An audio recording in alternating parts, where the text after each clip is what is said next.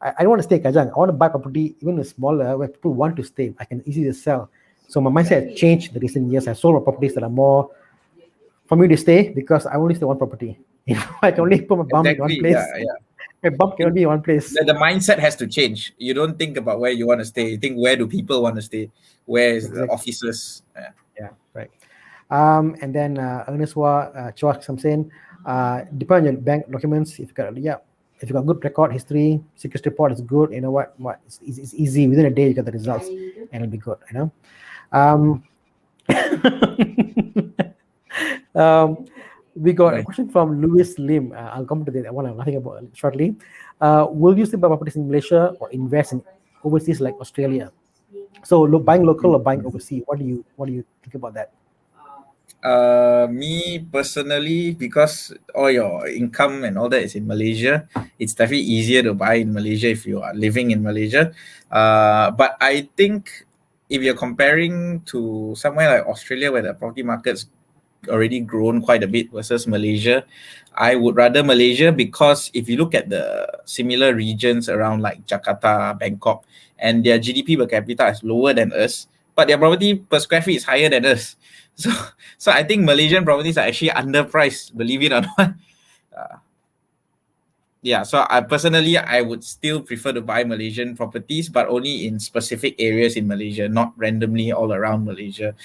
Same thing with Australia. I think Australia is good if you're buying specific suburbs in big cities as well. Then yeah, it's a good buy as well. But there's opportunity everywhere, Malaysia and Australia. But Malaysia is very underpriced, and I think it will shoot up a lot once COVID pandemic starts to end and foreigners start to buy back again. And if the MM2H policy is revised to be more loosened so that foreigners can come back and start buying and staying here, it will push up prices a lot, which I think they're re-looking at the MM2H policy again now after a lot of criticisms. Robert Kiyosaki made a comment or quote in his book. He said, "I never buy property. This is in his early days, lah. I only buy properties that I can actually jog to or run to. If not, he won't buy." In his early days, like he made a comment in that book he made, and but obviously now he's traveling the world, he's buying property everywhere. But the Yeah. point was, if you can't property, you can't see it physically, you can't react fast enough to what's happening because it could be that the area something happens in the front of the area, whatever. So you need to Yeah. be there. You need Buy to know properties. the current situation. Exactly. And Ernest Ross is right. Buying properties overseas is a risk because you're not familiar with the country, and it's like for example when I think you were telling me about property in Jalan Pudu that you bought, and you said Jalan Pudu is near BBCC and bought it, but the property that you bought I will never buy because I'm from this area. For me, that area you bought was like, come on, the area is like I used to know the area when I was young, and I can't get over the fact what it is. Or, for example, someone who is familiar with a particular area, their mind can't get over the fact. So, Mm. so yeah. So if let's say, I mean, he made a comment here again about Malacca. For example, foreigners will buy a property in Malacca, and for us, like, hey, Malacca, you pay millions. Are you sure or not? But the foreigners will buy. So same thing here. We are the foreigners who are buying in Australia, thinking it's a good property because it sounds cool, sounds posh, but we're not there. So I think Yeah. it's a risk, like, yeah, Yeah. You want to definitely a invest risk. overseas, invest in other assets lah. Property is too Mm. not so liquid. I took advice from Stephen Lau, who's in Horizon. He said, Thana, stop buying shares in Malaysia, buy overseas. And one of the best things I ever did. I've completely stopped buying Malaysian shares. Yeah, shares, it makes sense. Yeah, because with inflation, if Malaysia We- inflation goes crazy, right? yeah. Property are Mm, protected by inflation because mm, the cost of material will go up. So it's fine. correct. If the ringgit Yeah. weakens, my property So value is still gonna go up. But exactly. So what shares, you're in shares is trouble. different. Shares you can buy Yeah, overseas. But property, I think it's the other way around. I think you should always buy Malaysia. yeah, Bob Young says, yeah, Malaysia can still invest. yeah. Malaysia, Definitely. you can find stealing property. Yeah, absolutely. My house where I stay is 15 minutes from KLCC, Right. and you get properties 300K or even below than that, which is amazing, Think isn't about it? that in US dollars, Tana. It's not even Woo! $100,000. So that's how Yep. cheap we are. Yeah. So I think But it's it, still but it, okay. but it won't be cheap for long. I think I don't one think it point. will, because again, interest rates cheap, all these stamp duties, all these expansionary policies Malaysia has, it won't be too long. the cost of building a property is going up day by day. We got a friend, Stephen Au, again, who does development, and he's saying about how raw materials prices are going up as our currency weakens. It's a real thing. Property prices are going to go up. And when that comes, I'm just scared for the youth, the youth of tomorrow. How are they going to afford to buy properties? It's going to be scary. Yep. Further and further away. Arvin Jeya says, does the no money down method work? How did you start with your first purchase? What income level you need to start investing? Okay, very basic. Let's say you're a fresh grad coming out. You earn what? 3K, 4K a month? Fresh grads?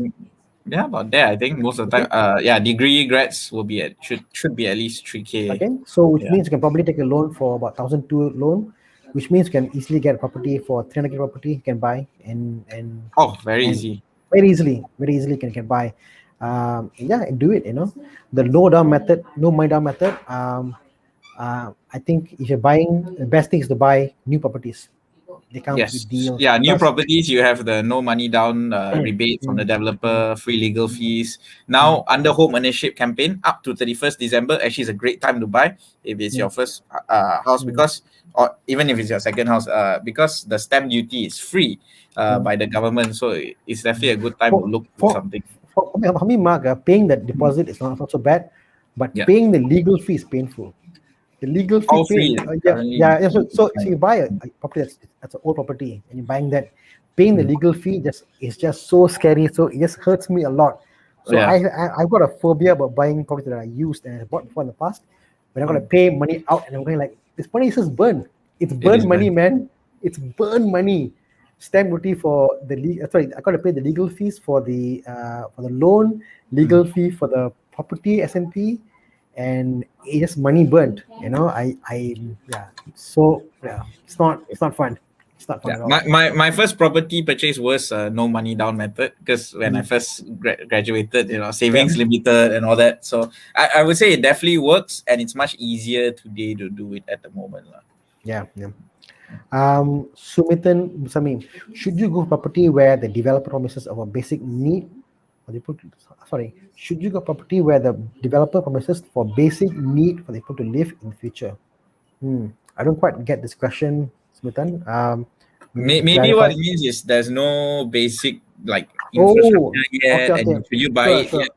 Me personally, I wouldn't take the risk. That's a very high risk unless the property is dirt cheap. I wouldn't take the risk, because any developer, anyone can promise you anything, but I would buy and decide based on what is already there, what is really under construction. It's high risk. Property is not something you want to make a wrong bet on, I think. Don't take risk, buy what you see, and buying for a very raw unit, just be careful. Bobby Young says, now is the best time to take property of exactly. Before Bank Negara catches everyone. I mean, put it this way, 20 years ago, you could pull a lot of stunts to buy properties. You could do a lot of things, with photocopiers and stuff to get loans. And then now it's more banks are more linked up. It's more difficult. As you go day by day, it's going to get more and more difficult to get loans. So take opportunity. Buy it now. Louis Lim, wow, so cheap. Yes, Kevin Chiu says, evening. Which region are you looking at for capital growth movement for population density in Malaysia, and specifically which part is around Greater Klang Valley? So again, around Klang Valley, which part of Klang Valley do you think there's a lot of potential growth because of people increasing in that area? Okay. Which area for growth and movement? I think Klang Valley is still the best. It's the strongest, most resilient, and has the best ROIs most of the time. You can't really go wrong with Klang Valley. In terms of where in Klang Valley, usually me personally, all my properties, I invest in areas that are already developed with good infrastructure that people want to stay around there. Places where I see a lot of people are going to the restaurants and all that, like Cyberjaya, where you have hospitals, you have shopping malls, you have universities and all that. So when there's so much going on, so many offices, office towers and so on, then you know it's going to be a strong area to buy into. PJ is another area I buy into because again they have all those amenities, university, hospitals and all that. These are my two favorite areas. I would avoid areas where you see too many high rises in one space, because then if you're buying a high rise when there's already a lot, then you are in for some competition. But it's not always a bad thing. Sometimes the demand can still outweigh that growth in supply. But usually I like to try and play it safe, find the lowest amount of property type for what I'm buying. So if I'm buying a high rise, I look for areas which is super flat. Like Subang Jaya, why I liked it is because it's super flat. Not many high rises, but the demand for the area is strong. Same thing with PJ, is also pretty flat. Only now you can see high rises coming up, so it's still controlled supply but strong demand. Bobby makes a comment here. I didn't know about this. In South Korea, they can rent units until they are 53 years old. Then only they have down payment to buy a small 800 square feet property. So sad, you know. Very expensive. Ernest says Malaysia got older women, while people in Singapore, Hong Kong take their life saving to pay upfront SMT. Yeah, true. You know. Enjoy the loopholes while they're there. You know. Afeeq asks, foreigner can buy a housing loan in Malaysia? Answers yes, you can. It's all about the documentations, where you work. Employment income is always the best. Business income is difficult. Margin is lower, but you can. Kevin says buy Johor. I don't know about Johor. You don't know about Johor. Comment lah, bro. To me, Klang Valley is safe lah. Klang Valley is very safe. Klang Valley is safe. Because I think like 10 years ago, 70% of all population of Malaysia was in Klang Valley. Today, it's about 50% of all population of Malaysia is in Klang Valley. So think of Malaysia and all population is in Klang Valley. That's how big Klang Valley is, you know. So yeah, definitely, you know. Arvin says, remarks on Taman Seputeh as a place to invest. Similarly cheap considering how central it is. 1.4 thousand square feet apartments available at sub 500. Wow. I think I know what you're talking about. I think he's talking about not Seputeh. It's actually called it's that place opposite Mid Valley when you take the corner. Something Seputeh. You know the place on the corner, the junction on Seputeh. If you in opposite Mid Valley, that place, Arvin, if I'm not mistaken, I think you're talking about, has got an issue because that place, the developer built a swimming pool, and then all the facilities there. And once the developer absconded away, they found out that the swimming pool was developed on the KTM land. So that currently they're paying monthly rental to KTM because it's actually next to the KTM track. So the whole facility place of the condominium, it's on KTM land, and it's quite rundown, you know. So if that's what you're talking about, think twice. But yeah, if it's not that place and it's Seputeh proper, buy. I was gonna say if it's real Seputeh 500k, buy, man. Buy. I think if the property is in good condition, the facility. The one he's talking about, I think is different. Okay, LL, cyber and cyber, any potential to growth? I think it's a bit challenging now because of the amount of supply and the amount of high rises were built to target those university students, while university education may be a bit from home and not so central for the next certain period of time. So I think it's a bit stunted now, the growth there, and there's a lot more land, so it will take some time before you see high appreciations lah. I think cyber is an interesting place because when I began, I used to work in cyber before. You know, when I began to work in cyber back then, it was a place whereby you go in there and it was dead. Nothing was there. It was an empty lot. And then at that point in time, we were like, oh my God, it's so far. It seemed very far to go cyber back then. I'm talking about usually about 15 years ago, 10, 15 years ago, to go cyber was very far. Today, the highway is so good. Cyber has a lot of facilities, and more people are actually owning cars now. To the point that I think going to cyber, like if you give me an option now from where I stay to go to work, if an option to go to Bangkok South, where I work now, and to go to cyber, I'll pick cyber because no traffic, easy to go, easy to park, and I'll come back home here. So I think cyber is losing out because people, the connectivity to cyber is so good because it's so good to get to cyber, they can be anywhere in Klang Valley and get to cyber easily. You know what I mean? You could be in PJ and be in cyber in 15 minutes. Then that's a good thing for cyber, no? Yeah, isn't it? That means it's accessible. It's good for cyber, correct, as an office and to work and stuff. But do people want to live there because the malls there are not really big? I think the surrounding area, that like what you say, like in like say Bukit Bintang, KL Central, Mont Kiara, and all places where there are a lot of these malls and gyms and all this extended community, the centers, they are coming up in cyber. It's coming up, but it's not to the extent of what is there. And I think I get what you mean. Because it's so easy to leave Cyberjaya, people are not staying inside. They just let's go to KL to hang out. Like you see, like Ara, went to an Ara. I don't want to go out of Ara. Everything say about why want to go out? Say stay here, like no. But because it's so easy to get out of cyber, you're like in cyber, you got even if you got everything there, you're like it's okay lah. We'll go to KLIA or go somewhere else because it's easy to get out of cyber. You know. So development may be slower lah. And also the place is very well developed, well planned out. It's so spacious. It doesn't feel cozy, in my opinion. No, it's very airy and it's not cozy like what we are used to.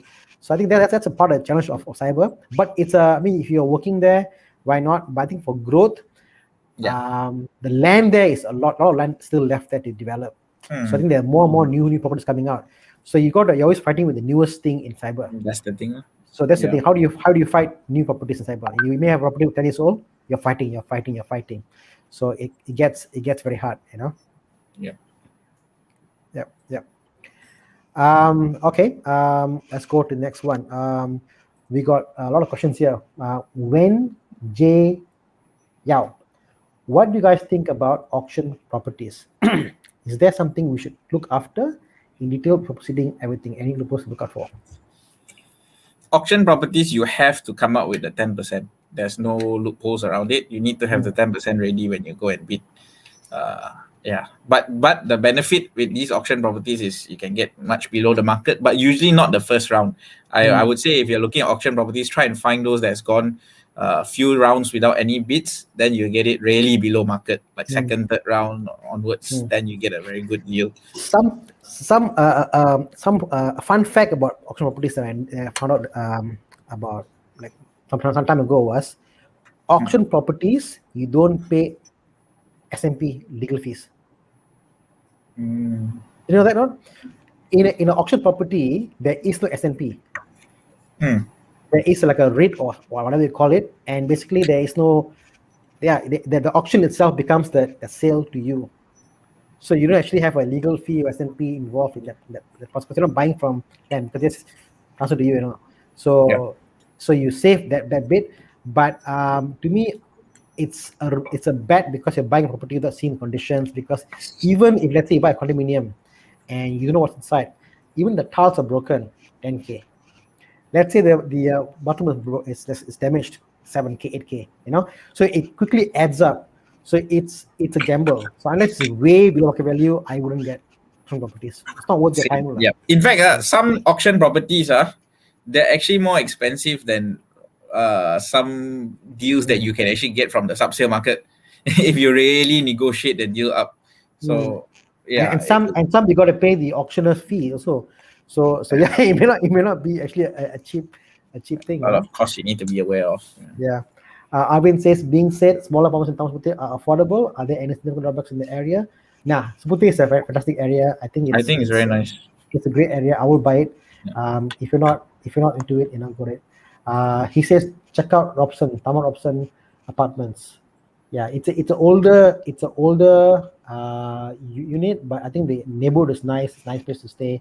I don't mind staying there in Putih. You know, you might see. That's scared. I want to say if you go to across the road, you might see Aston Martin Rapid. Nice area. Road, I think it's easy to go to PJ, easy to go to Mid Valley, to Bangsa South. Nice central place. And Afeeq Afeeq says, buy Johor properties when borders open. Airbnb booked by Singaporeans every weekend. Good business. No lah, Singaporeans come to KL lah. I don't know. I don't know. Why would Singaporeans want to go to JB? What's JB to begin with? I mean, I don't know. I haven't been to JB. Some of them are scared of Johor. It's like the hood, you know. Oh, you go to Johor. Brooklyn. You're going to Brooklyn. Oh my God, you know it's that's the hood. how I know some Singaporeans who look at it that way. Actually, they're a bit worried. I understand Johor. The benefit is it's actually so oversupplied now. That some properties there I heard are very, very discounted at the moment. So if you really get like an insanely good deal, then maybe you can consider. But you have to be very careful with Johor, because if you buy too expensive, you might end up losing quite a bit of money because of the supply there. Because before this, there was a big hype, you know, sell to Singaporeans, sell to Chinese, Forest City and all that. And now because borders are closed, there's a big glut going on there. So just be careful. Make sure if you are buying there, it's like a super good deal. Yeah. I think anybody trying to buy property on the assumption that someone else will come and buy, like foreigners to buy, I think it's a risky bet, you know. Very risky. As long as half the property can be bought by people who are buying to stay there, locals, it's safe. Yes. You know, because that extra 30% is the extra, but the basis must be, do you see yourself living and working there? I mean, that's the basic of any property. You need that local demand to help appreciation. Ernest say, Suputi quite good. August can hear and RS6 sound. Not Suputi actually. You're close. You're close, not Suputi. Okay. Tiban Naidu says, Johor property prices are increasing because Singapore set people working in Johor.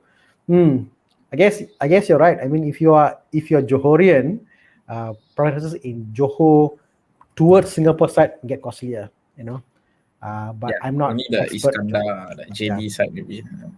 Lakshman says Penang Island is massive.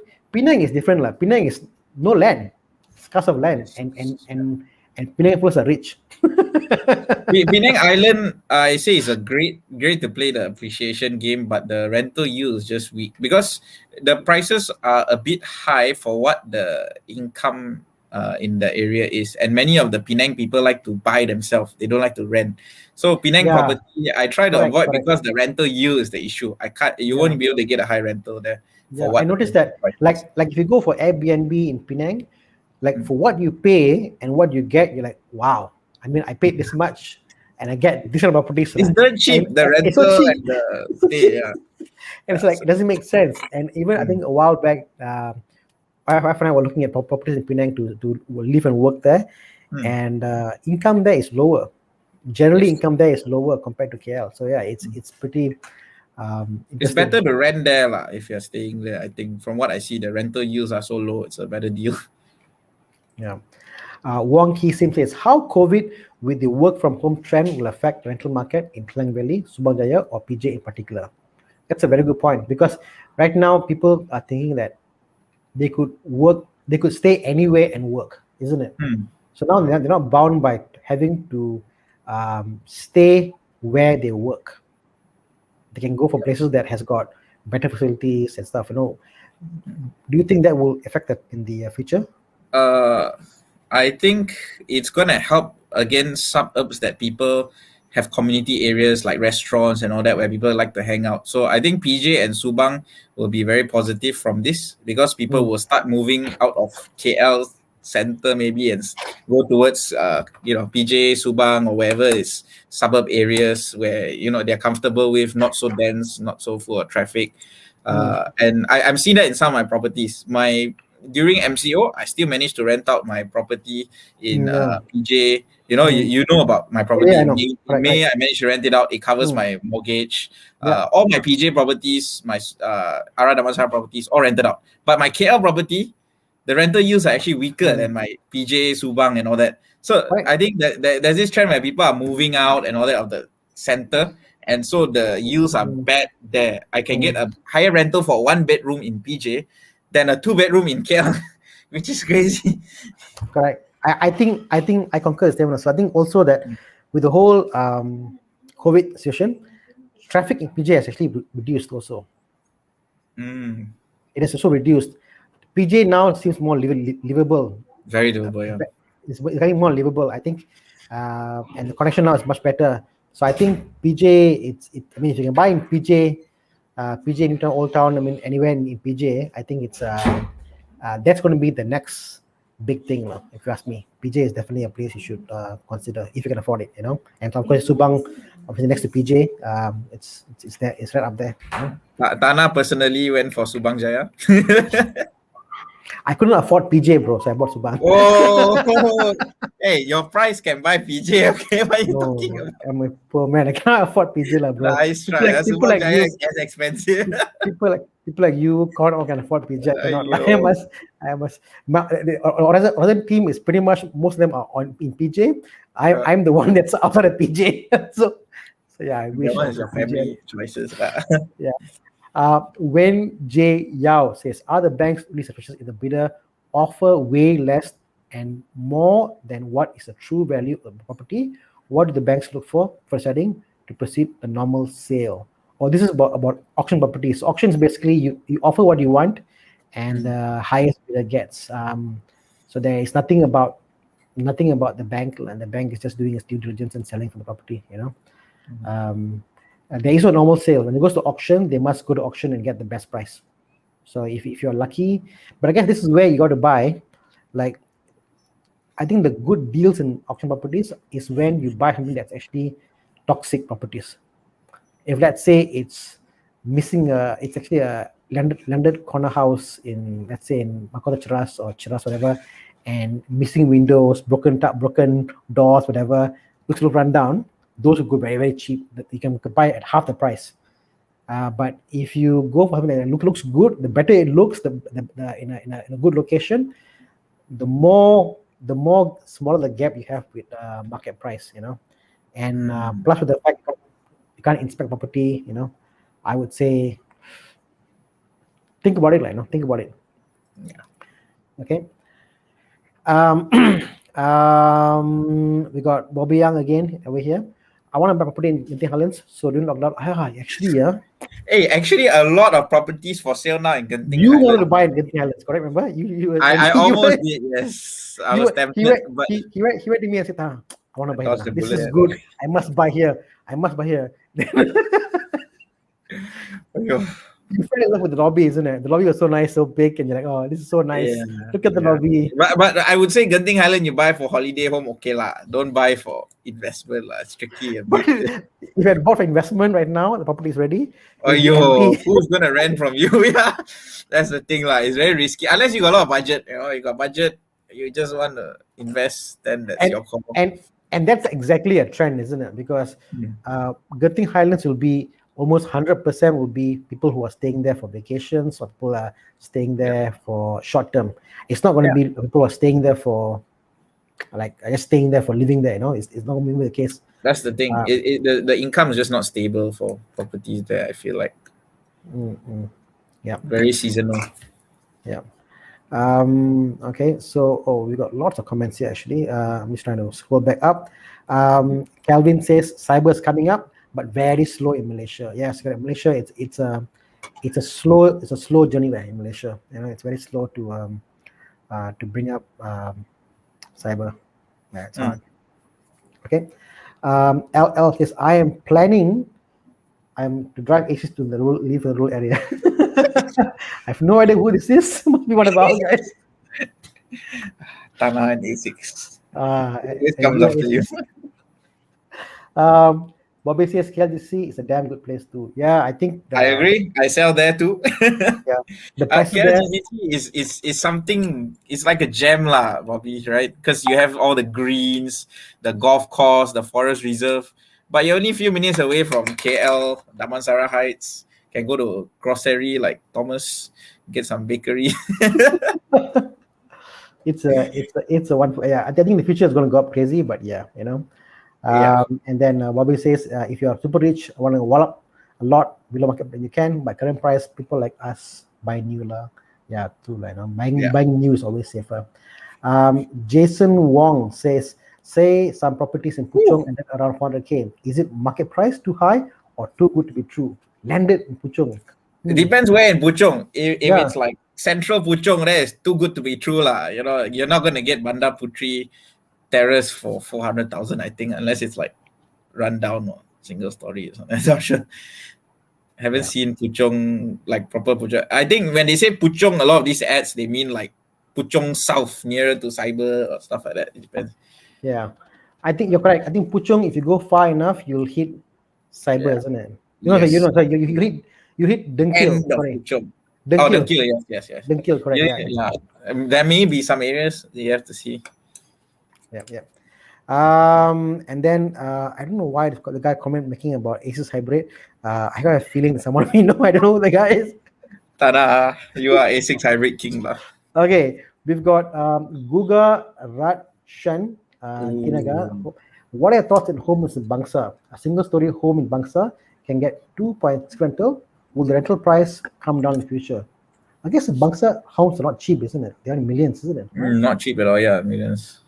But the thing is about landed houses is the rental yields are always bad. A lot of terrace houses, it costs you $1 million, but the rentals only 2,000. As you can see here, Bangsa also 2.6K, but single story. So percentage-wise, the yields are never good. So I wouldn't buy landed for investment unless you have very strong cash flow. I would buy more to stay. I think landed is more those you buy to own stay. Because the reality is that Klang Valley will expand this way. Will expand. And people will buy newer and newer. Bangsa may be a good area. It's a fantastic area.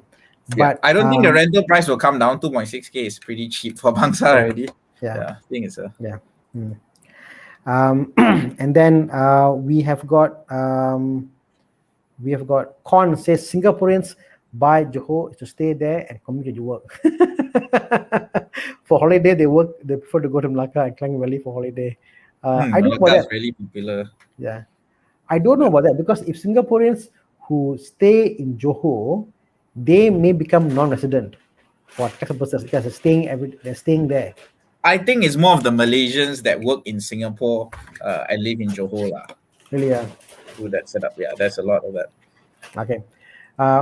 We got Arvin again. That's a big comment there. Prefer to invest bread and butter properties within Klang Valley, so 500K, 3+2.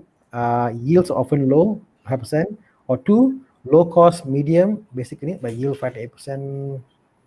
Okay, so basically it's do you buy purely on rental yield and buy cheap? Because example, if you buy a flats in Penang Jaya, it may cost you like $200,000, but the rental could be up to 1,000 plus, 1,200 because of LIT and all that.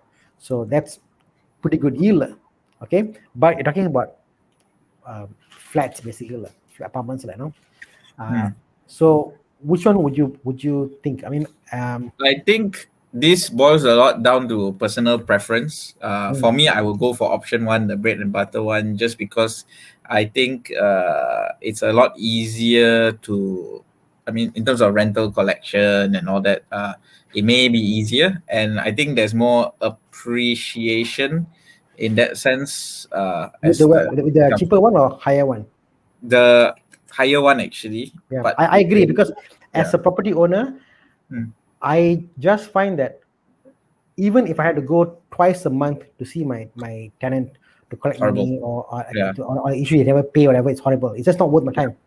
You know? All the properties I own is in option 1, and I will say that so far, touch wood, it's all been very easy. The tenant pays automatically because you attract that type of tenant. You attract the white collar, the responsible payee. If it's for investment, guys, don't be scared. If it's for staying, buy cheaper if you touch a budget. But for investment, all you guys are there, you should look at like for example, our sponsor BBC is there.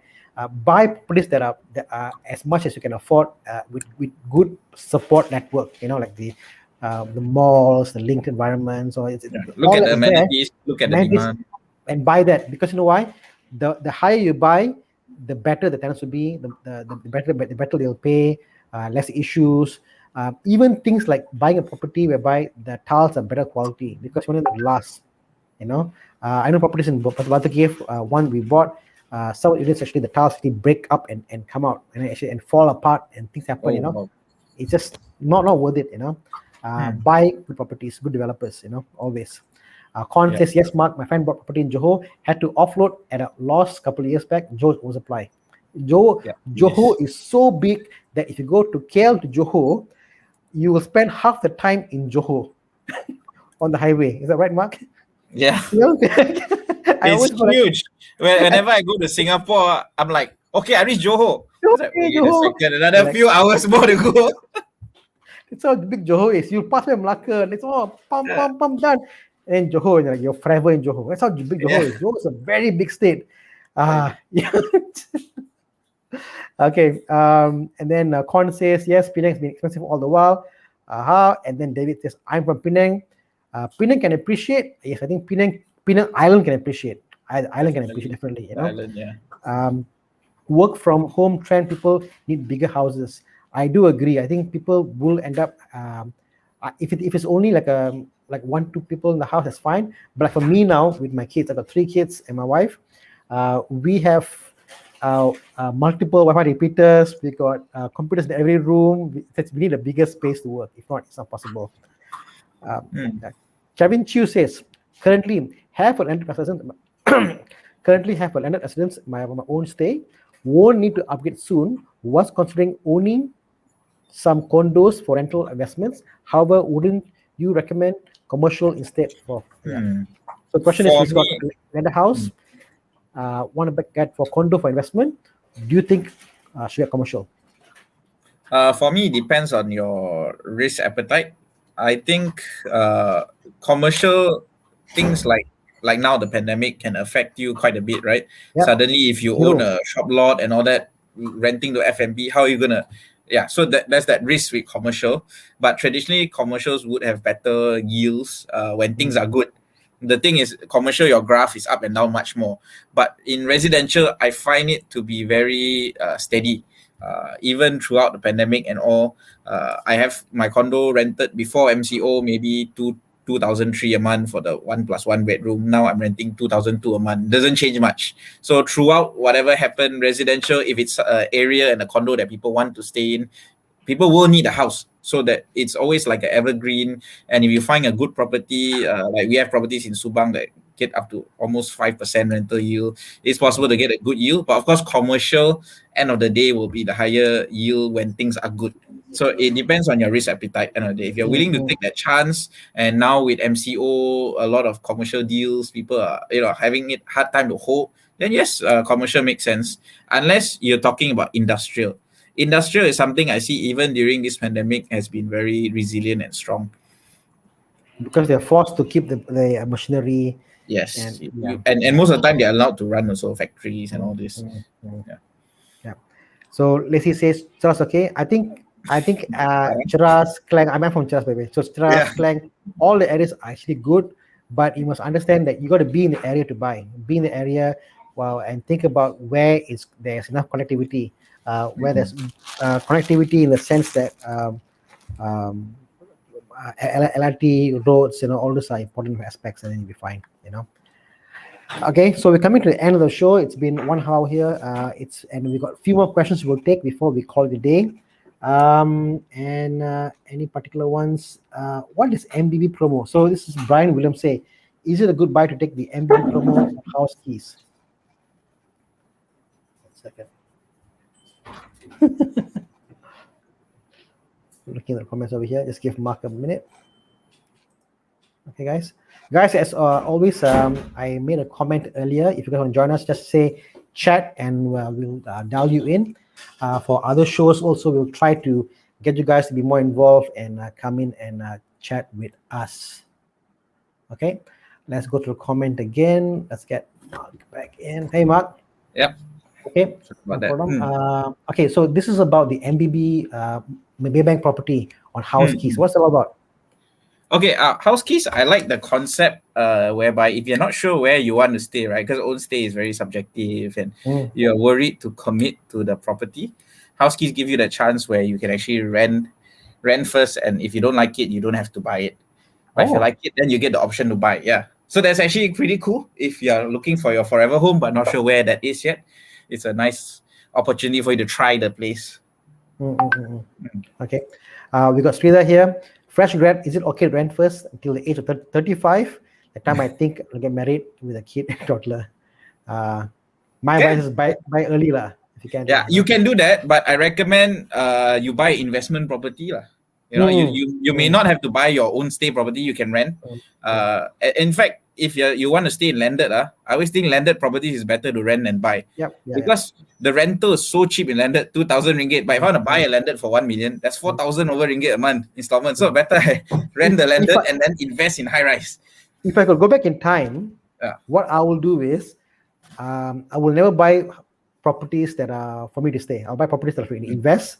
And I will move around where my work is, and get new experiences. So much better flexibility. But now obviously I bought a house and I can't move. I'm stuck here. So to answer the comment, buy to invest, but you don't have to buy to stay yet. Yeah, you can wait for that. So Sridhar says marriage, car, or house first for fresh grad. I'm still confused. Okay. This is my best. I want to see what you think. My thing is car first, marriage, then house. What's your take? Car, marriage, house. My take, the way I did it, was actually house first, then car, then marriage.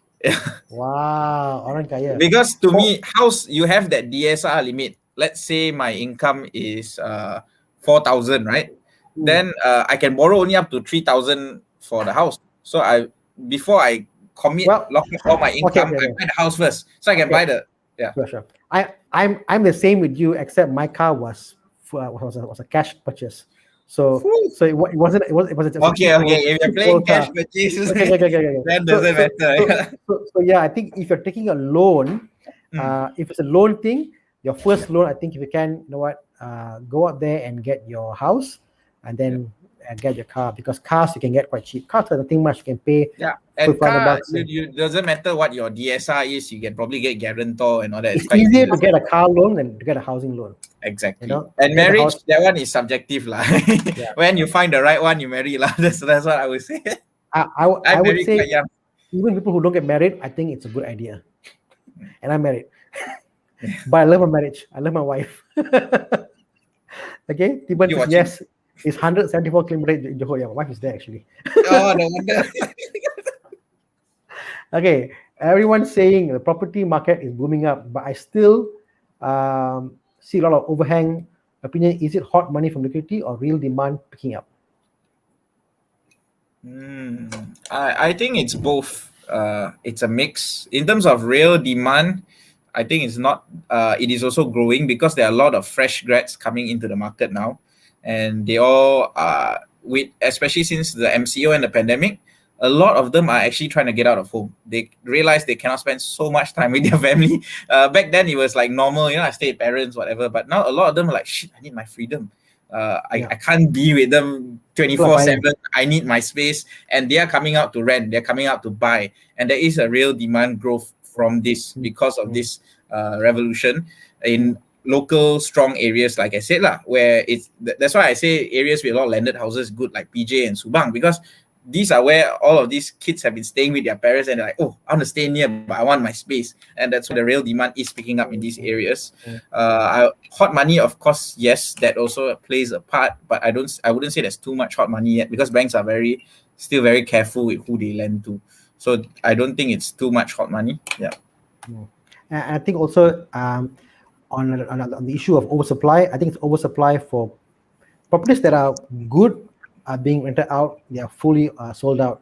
Properties that are bad, there is still a lot of empty units. So I think just the fact that there is empty units, you must see what is the property to begin with. Some are poor developers, poor layout, it's too developers, too cheap quality of material they use. Those will be empty. Location, sometimes there's no infrastructure, no amenities, and it's going to be weak. Or sometimes it's just too many units. If you have an area that you have 4,000 units, how can the area take up all that 4,000 units unless there's some real reason for it to justify that kind of density? So all these are important factors. Yeah. I'm going to take the last question today, and then we're going to call it a night. And and it's LL. How to get pretty chick to own property together with joint name. Step 1, join join evil club, become a member. We will poison you to get a good car. You may get a JDM, you may get a Conti, whatever it is, and then the chicks will come rolling in, you know. But all I wonder who this is, huh? Someone for the A6 club, isn't it? yeah, this guy is trolling us like LL. I must find out who the guy is. Okay, guys, we're going to come to the end of the show here. With that, and thank you for joining us. It's been fun having Mark along, talk about properties. If you want to hear more properties, please give us a shout, and we will come back again maybe in a couple of weeks. Properties, any particular topic to talk about, just give us a note up in the Horizon FB page, and we will come back and we'll talk more about properties. It's something I love to talk about, properties. Okay. Mark, any last questions? Any last comments? Sorry, before we go off. That's it. That's it. Okay, guys. Cheers and bye. Bye.